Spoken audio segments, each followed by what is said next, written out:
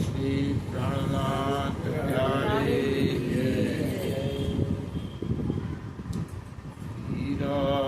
जय राम जय जय राम श्री राम जय जय राम जय श्री राम जय राम जय जय राम श्री राम जय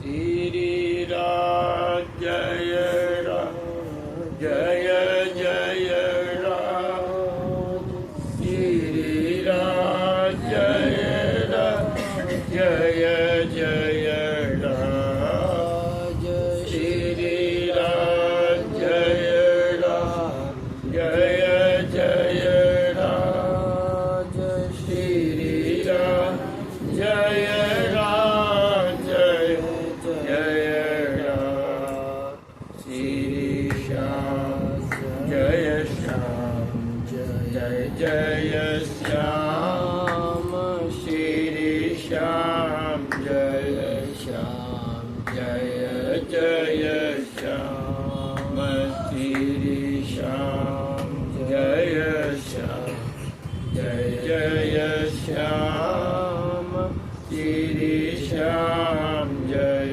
श्याम जय जय निजानन्दस्य कृष्णस्य प्राणनाथस्य वै ध्रुवं चरित्रं पावनम् एतद् यच्च लोकेषु दुर्लभम् पठनाश्रवणाच्चैव प्रेमभक्त्या समर्चनात् लभते चेत्सितं लोके अव्ये च पदमव्ययम् निजानन्द निज नाम में श्री कृष्ण दनिदान श्यामा सुंदर चाँद को राखूं हृदय दाम श्यामा सुंदर चाँद को राखूं हृदय दाम वंदो श्री सतगुरु चरण को करुणधनि प्रेम प्रणाम अशुभ हरण मंगल कर धनि श्रीदेव चंद्र जी नाम श्री प्राणनाथ निज मूलपति श्री महराज सुनाम तेज कुंवर श्यामा युगल को पल पल करूं प्रणाम तेज कुंवर श्यामा युगल को पल पल करूं प्रणाम प्रणाम करूं गुरुदेव को दरि चरणों में सी दास जान दया करो बुद्धि देव बख्शी दास जान दया करो बुद्धि देव बख्शी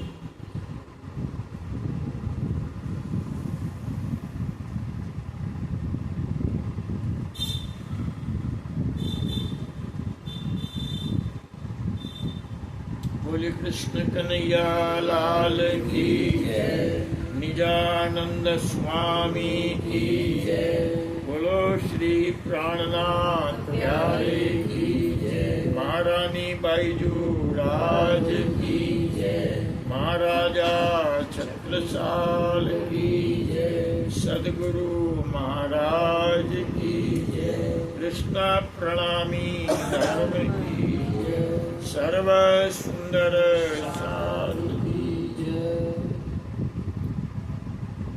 प्रणाम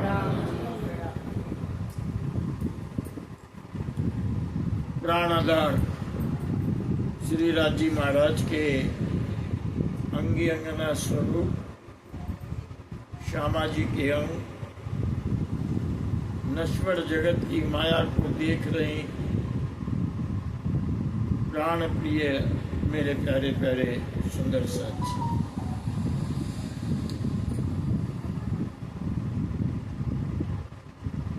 गुरु को गुरु धर्म निभाना चाहिए,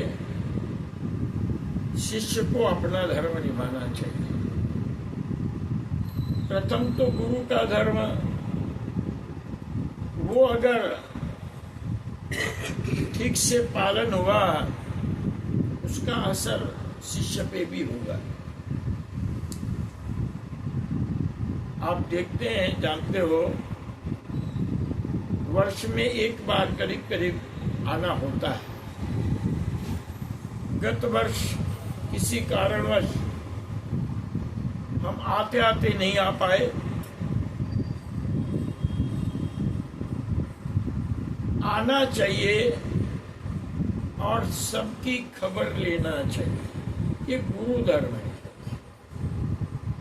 जैसे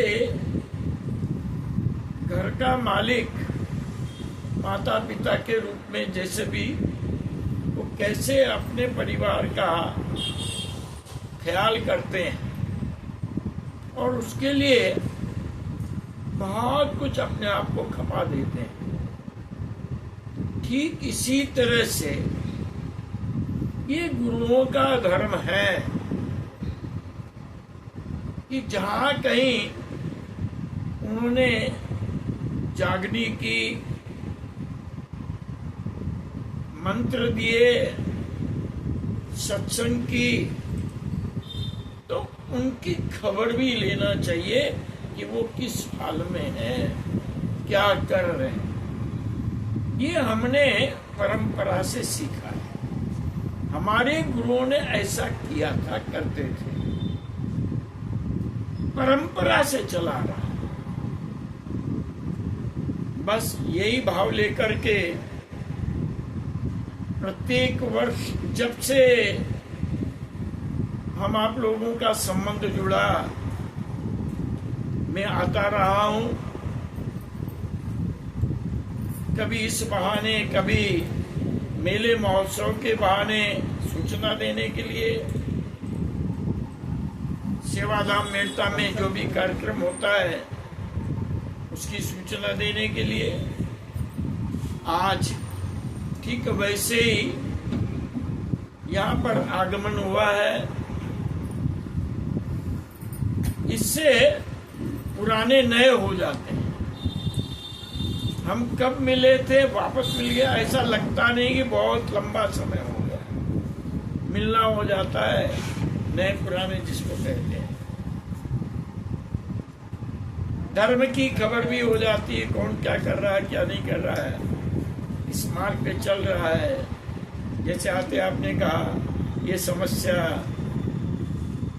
कान में आई, क्योंकि आप लोगों के कान में भी गई तो मेरे कान में तो आ रहा है। हम लोग बहुत समय से उसके लिए दौड़ भाग कर रहे हैं और ये स्वाभाविक है। गीता जी में एक श्लोक आता है, श्रुति विप्रतिपन्नाते यदाश्ताश्चति निश्चला समाधवचला बुद्धिस तथा योग वापस। होता क्या है कि जब तक हम दृढ़ नहीं होते हैं, जब तक बुद्धि दृढ़ नहीं होती है, कान के लोग जो कच्चे होते हैं, जिनका हृदय दृढ़ नहीं हो पाता है, असर उन्हीं पे होता है। अब हमें चाहे जो कुछ कहने को असर होता ही नहीं है। हम तो जो सतगुरु श्री देवचंद जी महाराज ने जो परिपाटी पर धर्म चलाया परमधाम का, जिसको महामती प्रणनाथ जी ने पालन किया, वो प्रवर्तक बने हमारे धर्म के, और जहां तहां वो गए सबने उनकी शिक्षा को ग्रहण किया। ये धर्म उन्होंने गुरु रूप में निभाया और शिष्यों ने उसका पालन किया। वो दृढ़ता से पालन करते गए। कभी कभी हम स्वार्थवश, जहां निजी स्वार्थ आ जाता है, शारीरिक स्वार्थ, आत्मा का स्वार्थ आएगा, वो डगमगाएगा नहीं। वो पहचान लेगा कि बोलने वाला क्या बोल रहा है। आत्मधर्म के जैसे गीता में कहा, स्वधर्मे निधनम श्रेय परधर्मो भयावह। गीता जी का बड़ा अनुपम ये श्लोक है। अपने धर्म में मरना श्रेयकर है, दूसरे का धर्म भय को देने वाला है। समझना इस बात को। ये अपना धर्म और परधर्म क्या हो गया? जिन्होंने गुरुओं से ज्ञान लिया, दृढ़ भक्ति में लगे, पहले तो जानो स्वधर्म और परधर्म क्या है। गीता जी कहती है स्वधर्मे निधनम चाहिए। अपने धर्म में जो मिट जाता है वो श्रेष्ठ है, और दूसरे के धर्म में जो चला जाता है वो भयावह है। लेकिन यह दूसरा और अपना धर्म क्या है, यहाँ आदमी की बुद्धि विचलित हो जाती है। वो समझता है ये फलाने संप्रदाय का है, ये फलाने संप्रदाय का है, मैं फलाने संप्रदाय का हूँ, ये धर्म अलग अलग कर। धर्म कभी अलग नहीं होते, धर्म एक ही है, संप्रदाय अनेक हो गए, धर्म तो एक ही है, वो है सत्य। सत्य ही धर्म है, और सत्य का अनुसरण सद्गुरु करवाते हैं ज्ञान दे करके। तो स्वधर्म का अर्थ क्या है? स्व मन मैं, आत्मा। मैं यानी शरीर है, मैं का अर्थ यहाँ आत्मा से। तो गीता जी कहती है आत्म धर्म में मिट जाना श्रेयकर है। पर धर्म का अर्थ आत्मा के लिए पर क्या? ये शरीर। पर धर्मो भयावह, शरीर के धर्म के पीछे मनुष्य मिट जाता है, वो भयानक है। तो ये जो प्रश्न खड़े होते हैं संशय रूपी, ये पर धर्म में है, आत्म धर्म में संशय नहीं रहता है। आत्मधर्म, श्री जी कहते हैं वाणी में, तू मन चित्त बुद्ध दृढ़ कर, पिया न करे निराश, श्री महामत नहचे कहे, होसी दुल्हे सो विलास। कब? मन चित्त बुद्ध दृढ़ कर, ये दृढ़ होनी चाहिए। इसलिए मैंने आपको गीता जी का श्लोक सुनाया था, श्रुति विप्रतिपन्नाते यदास्ताच। क्या होता है? अनेक प्रकार के वचनों को सुनने से बुद्धि विचलित हो जाती है। श्रुति क्या कहते हैं? अरे वो महाराज ने तो ये कहा, ये प्रश्न क्यों खड़ा हुआ? आते हैं जैसे आपने हमको पूछा, ये प्रश्न क्यों खड़ा हुआ? वो महाराज ऐसा कहते हैं, वो ऐसा कहते हैं, आजकल ये चल रहा है, ये क्या है? अनेक प्रकार के वचनों को सुनने से बुद्धि विचलित हो जाती है। गीता जी कह रही हैं, श्री कृष्ण कह रहे हैं, समाध वचला बुद्धि तथायो। जब तक निश्चयात्मक बुद्धि नहीं होगी, दृढ़ नहीं होगी, मनुष्य इसी तरह से भटकता रहेगा। भटकाव कहाँ मिटता है? जहाँ बुद्धि की दृढ़ता, मन दृढ़ हो, चित्त दृढ़ हो। मुझे मेरे गुरुजी ने क्या शिक्षा दी? सबसे पहले तो निर्भर करता है मेरे गुरु कैसे हैं और उनके प्रति मेरी कैसी आस्था है। तो मेरे सक्षम गुरु ने, मैं सक्षम कहूंगा, गुरु तो बहुत मिलते हैं, जिसको मानो गुरुजी बना लीजिए, लेकिन सक्षम गुरु तो कोई कोई ही होता है। केवल मान्यता से कि ये मेरे गुरुजी हैं, मान लीजिए, आप उसी मार्ग पर, उस जहां गुरुजी गए वहां आपको ले जाएंगे, उसके आगे आप नहीं जा सकते। तो इसलिए संध्या में आप हम लोग एक गौड़ी गाते हैं, समझ बूझ गुरु कीजे साधो, समझ बूझ गुरु। यह तो सौदा परम अमोलक, निरखी परखी। क्यों? अरे जिसके पीछे हमें चलना है, भाई अभी ये बात कर रहे थे हम ऊपर कि एक कन्या के लिए वर ढूंढते हैं तो कितना खोजना पड़ता है, सोचना पड़ता है, समझना पड़ता है, क्योंकि वो संबंध सदैव के लिए जुड़ता है। क्योंकि वर चलेगा, उसके पीछे वधू को चलना है। तो जिस मार्ग पर गुरु हमें ले जाएंगे, हमें उस मार्ग पर चलना है। तो पहले सोचो, चिंतन करो गहराई से कि मेरे गुरु किस मार्ग पर चल रहे हैं, मुझे कहाँ ले जाएंगे। आज हम लोगों ने जिनको भी अपना गुरु बनाया, यही सोच समझ के बनाया ना। क्या मन में क्या लक्ष्य है? हमको परम धाम में जागना है, जाना नहीं है। परम धाम जाना नहीं होता है, परम धाम में जागना होता है। वो जागना कैसे होगा? उस जागृत बुद्धि से।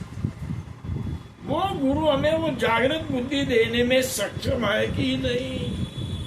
अगर वही सक्षम नहीं है तो जहां गुरु जी गए वो चले भी वहीं पहुंच जाएंगे। तो कहने का तात्पर्य वो जागृत बुद्धि हमें मिलना चाहिए। हम सुप्त बुद्धि में बैठे हैं और हमें चाहिए जागृत बुद्धि। ये इति बैठे कर जागेगा, वो बुद्धि चाहिए। और वो केवल सक्षम गुरु के द्वारा ही प्राप्त हो सकता है। गुरु सक्षम हो और फिर हमारी आस्था उसके प्रति दृढ़ हो। अभी आप लोगों ने पूछा ये क्यों चल रहा है? ये मंत्र दो क्यों हो गए? ये बुद्धि की अपरिपक्वता ने की। बुद्धि परिपक्व होती तो उसी समय सोच लेता। श्री कृष्ण जी ने सदगुरु श्री देवचंद जी को क्या दिया? देवचंद जी ने प्राणनाथ जी को क्या दिया? प्राणनाथ जी ने लालदास जी, छत्रसाल, नवरंग स्वामी, मुकुंददास जी, इतने बड़े से बड़े शिष्य हुए। उनको कौन सा तारतम्य मिला? मंत्र कौन सा मिला? कितनी साधारण बात है, लेकिन इस साधारण को असाधारण किसने बना दिया? बुद्धि को कैसे परिवर्तित कर दिया कि नहीं नहीं ये नहीं, 150 साल पहले ये मंत्र आया, ये लीजिए। ऐसा क्यों हो गया? और मानने वालों ने क्यों मान लिया? क्यों मान लिया? क्यों? उनकी बुद्धि परिपक्व नहीं हो पाई, अपने गुरु के प्रति दृढ़ नहीं हो पाई, आस्था दृढ़ नहीं हो पाई। इसलिए निश्चयात्मक बुद्धि चाहिए।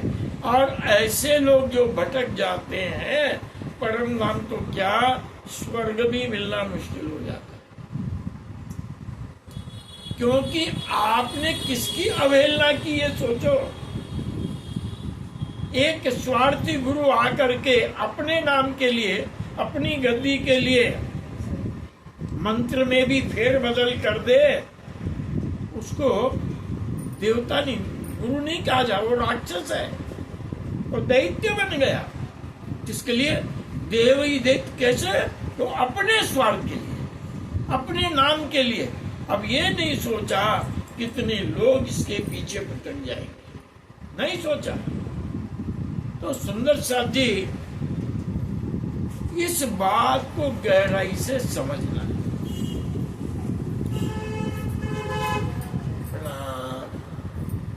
इस बात को बड़ी गहराई से जानना है और अपने आप में तोलना। तोल मोल दिल माप, अपने आप में तोलो कि मैं कौन से मार्ग पर चल रही हूं। आप मत जाइए कौन कहाँ जा रहा है ये संसार। अब आप देखिए हम क्या क्या नहीं देखते संसार में। सबके लिए सोचने लगे तो हम भी भटक जाएंगे। जा रहे हैं कोई कहीं भी, कोई किसी के पीछे, कोई किसी के पीछे, कोई क्या कर रहा है। मुझे क्या मार्ग मिला है? मुझे मेरे सदगुरु ने क्या दिया? हमारा क्या लक्ष्य है? उस लक्ष्य को हमें प्राप्त करना है। परम धाम जाना नहीं, यहीं बैठ के परम धाम को सिद्ध करना है। यहां बैठ करके सिद्ध करना है। तो इस कलयुग में वो सब नहीं करना पड़ता जो सतयुग त्रेता द्वापर में करना पड़ता। ये ज्ञान का युग है। कलयुग जो है ज्ञान का युग है। तो हम ज्ञान से इतने परिपक्व हो जाएं कि हमारी बुद्धि को कोई भी भटका न सके। तो पहली बात, मुझे जो ज्ञान मिला है मैं उसमें दृढ़ रहूं। या तो वो ज्ञान अपरिपक्व है जो मुझे मिला तो मेरी बुद्धि भटक जाएगी। समझ में आया ना? अपरिपक्व ज्ञान मिलने से, ठीक है मैंने गुरुजी बना था, कान फूक दिया, गुरु बन गए, ज्ञान तो कुछ लिया ही नहीं, समझे कुछ है ही नहीं, जाना कुछ नहीं, क्या करना चाहिए क्या नहीं करना चाहिए, हमारी दिनचर्या कैसी हो, सेवा पूजा कैसे करें, पाठ क्या करें, ये सब जाना नहीं, गुरु बना लिया, पार हो जाओगे। उस मार्ग पर हम चल पाए या नहीं, सबसे बड़ी बात।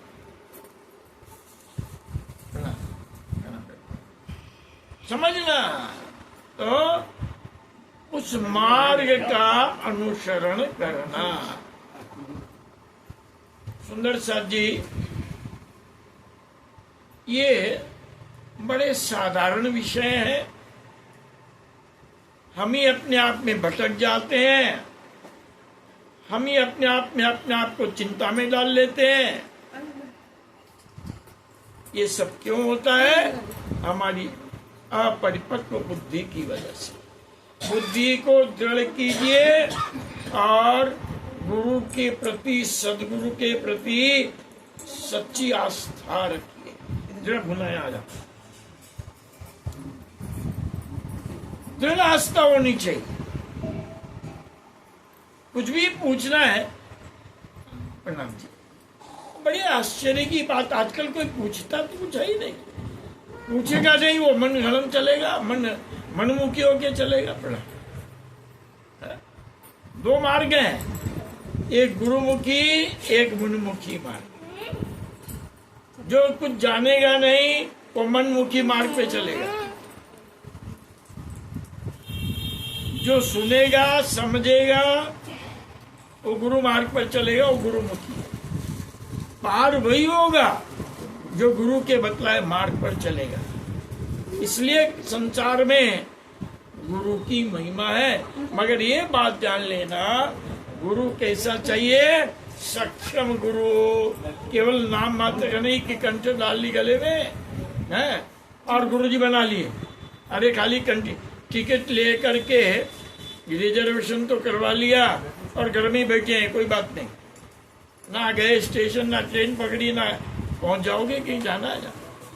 केवल टिकट लेने मात्र से हम गंतव्य को नहीं पहुंच सकते, वहां जाना भी पड़ेगा, बैठना भी पड़ेगा। तो ऐसे ये धर्म का मार्ग है। मुझे मेरे गुरुजी ने क्या सिखाया, उस मार्ग पर मैं सुंदर सच जी कहूंगा। आप लोग जो सेवा पूजा करते हो, क्योंकि कभी किसी का कोई प्रश्न नहीं आता है, और मैं अपनी बात कहूं व्यक्तिगत, मैं इतना ज्यादा अपने गुरुजी से प्रश्न करता था, तो शायद गुरुजी बोलेंगे इतना पूछने वाला कोई नहीं मिला, इतना प्रश्न करता था। प्रश्न कौन करता है? जिसके मन में जिज्ञासा हो, कुछ जानने की जिज्ञासा हो। तो मुझे सुन करके बड़ा संतुष्टि मिलती थी। और जो नहीं पूछेंगे तो मनमुखी होके चल पड़ेंगे, मन में आए जो करने लगेंगे।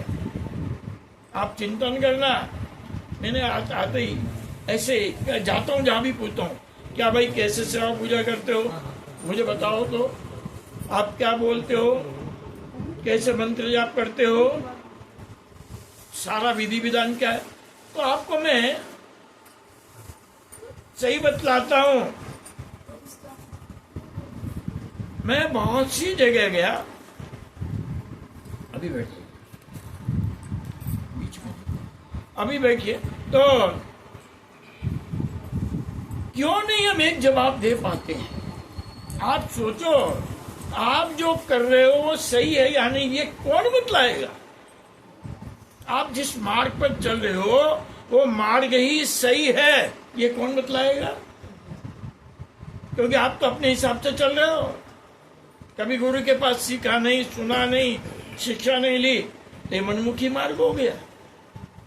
फिर वहां गुरु उत्तरदायित्व तो नहीं होता है क्या? बीमारी हो गई, डॉक्टर के पास नहीं गए, अपने मन से दवाइयां ले लेंगे तो उसमें डॉक्टर तो उत्तरदायित्व तो नहीं होगा। आपने मनगढ़ंत दवाइयां ली तो उसका परिणाम भी भोगना पड़ेगा। और सही व्यक्ति के पास गए, सही इलाज हुआ, सही दवाइयां ली तो ठीक भी हो जाएगा। ठीक है ना? ऐसे ही जिस मार्ग का अनुसरण कर रहे हैं, कभी कभी उसको तोलो, क्या मैं सही मार्ग पर हूं या नहीं। इसीलिए गुरुजन आते हैं, सत्संग करते हैं, ये सन्मार्ग बताने के लिए। उनको कुछ पूछना चाहिए, जानना चाहिए। अगर हम कुछ नहीं जानते हैं तो उसके विषय में जानना चाहिए, प्रश्न करना चाहिए। केवल गुरु का मुख देख करके आरती घुमा ली, आगे बैठ गए, दान दक्षिणा कर दी, दोनों का ही कल्याण नहीं है। जानो फिर मानो, पहले जानना फिर मानना और उस मार्ग का अनुसरण करना। तो सुंदर साथ जी, ये हमारा धर्म है, हम निभा रहे हैं। बुलाए हुए तो आते हैं कभी कभार, जब बुलाओगे देखो, लेकिन हमारा धर्म है अपने आप से भी जाना, सुंदर साथ की खबर लेना, वो क्या करते हैं, क्या नहीं करते हैं, कैसे हैं। क्यों? हम सबका धर्म एक है, हम आत्म धर्म में चलने वाले हैं। तो क्या कहा जाए, मैं तो यही चाहता था आप कुछ जानने के लिए पूछें, जिनका जवाब हम दें। प्रवचन तो नित्य ही करते हैं, गीता को लेकर करो, भागवत को लेके, वाणी को लेकर के। हमारी वाणी का लक्ष्य एक ही है, परम धाम। आद्योपंत वाणी हमें परम धाम का मार्ग बतलाती है, और वहां दृढ़ निश्चय से उस वाणी पर हमें पूर्ण आस्था रखना है और उसमें बदल। अब ये जरूर है कि वाणी में बताए गए मार्ग को हम अपने गुरुओं से जानें कि हमें वाणी क्या कहती है, तारतम क्या कहता है, सदगुरु क्या कह रहे हैं, ताकि हम मार्ग से विचलित न हो, सही मार्ग पर चलते रहे। और इसीलिए बार बार आपस में मिलना गुरुजनों का, शिष्यों से इसीलिए होता है कि कहीं हम कोई त्रुटि तो नहीं कर रहे हैं। तो वहां अपने पास ऐसे प्रश्न रखने चाहिए जो मन में कुछ लेकर के आए कि भाई नहीं जानते तो कुछ पूछें, जाने और उस मार्ग पर चलें। तो सुंदर सा जी, हमारा धर्म हम निभा रहे हैं, आप भी अपना धर्म निभाइए। और मैं तो विशेष से सूचना देने के लिए भी साथ साथ में ये मेड़ता मंदिर को 352 वर्ष हो गए हैं। हर वर्ष वार्षिक उत्सव होता है, और आपसे भी निवेदन किया जाता है, 3 पुड़ियों के बाद चौथा ऐतिहासिक स्थान मेड़ता है। आगे आ जाओ। सेवाधाम 3 पुड़ियों के पश्चात चौथा ऐतिहासिक स्थान है प्रणामी धर्म का। जाना चाहिए, नमन करना चाहिए। वो भूमि अपने आप में हमें आशीर्वाद देती है, निश्चित मानो। अगर ऐसा हमारा भाव हो तो भूमि का भी बड़ा अपना आशीर्वाद होता है। तो सदैव आते रहे, पिछले बार आते आते रुक गए थे, नहीं तो मंदिर में सत्संग करते हैं। इस बार किसी शिष्य ने अपना शिष्य धर्म निभाया। बहुत बार कहा मुझे आप यहाँ आइए, अरविंद की बड़ी इच्छा कि घर पे आए। तो मैंने कहा ठीक है, इस बार घर में सत्संग करेंगे। हमें भी बड़ी प्रसन्नता। बोले कि वहां करने से दूर वाले लोग नहीं पहुंच पाते, कोई कोई पहुंच जाता, बड़ी दूर है। मैंने कहा हमें तो कोई फर्क नहीं है, मतलब बोलना है कहीं बैठेंगे, 5-25 इकट्ठे हो जाओ, हमें तो कुछ सुनाना है। तो उसका बड़ा भाव है और बड़ा अच्छा उसने अपना शिक्षा धर्म निभाया। इसके पहले भी हम यहाँ आते रहे हैं, सुनीता जी ने बड़ी सेवाएं की है, यहाँ घर पे आते रहे। ठीक कह रहा हूँ सुनीता, ये ना ये भूल गई? हाँ। तो आते रहे हैं डॉक्टर साहब के यहाँ रूम में भी, वहाँ भी सत्संग करते रहे आरंभ से, हर वर्ष आता रहा। साल में 2-2, 3-3 बार भी आया हूँ पहले। तो सब अरुण भाई ने, पुष्पेश जी ने, आज दिखाई नहीं दे रहे कोई, बैठे हैं ना, बैठे हैं। कौन बैठे हैं? पुष्पेश है ना, मुझे नहीं दिखे इसलिए मैंने वो तो आते रहे हैं, सत्संग कर रहे, तेरी बात नहीं करते। तो इस मार्ग का भाव था हमारे अरविंद का। हम यहाँ चले आए, हमें तो कहीं बैठ के सत्संग करना है, जंगल में बैठाओ वहाँ भी सत्संग। वो कहते ना, हमारे गुरु जी कहते थे, जिस वृक्ष के नीचे बैठोगे उसी की खुशबू आपको आएगी। तो हम तो वो लोग हैं, जहाँ बैठेंगे हमारे मुख से तो यही चर्चा निकलनी है, परम धाम की बात, ज्ञान की बात, जागृति की बात, सुंदर साथ के एकत्व की बात, यही बात हम करेंगे। तो सुंदर साथ जी, आपको कुछ पूछने की इच्छा हो तो आप प्रश्न कर सकते हो, जानने के लिए प्रश्न करना भी चाहिए। हमें तो क्या बोलोगे, 2 घंटे भर और बोल लेंगे, क्या फर्क पड़ने वाला है। गीता पे बोलो, अनिरुद्ध भी सुनाता है, ये भी भागवत पे, गीता पे आदि पे चर्चा करता है। तो मैं तो अपना छोटा सा ये वक्तव्य था उसको पूर्ण कर रहा हूँ। अनिरुद्ध से भी आप थोड़ा कुछ सुने, और उसके बाद में जो कुछ आप मन में कोई बात लेके आए हो तो अवश्य उसके बारे में पूछिए।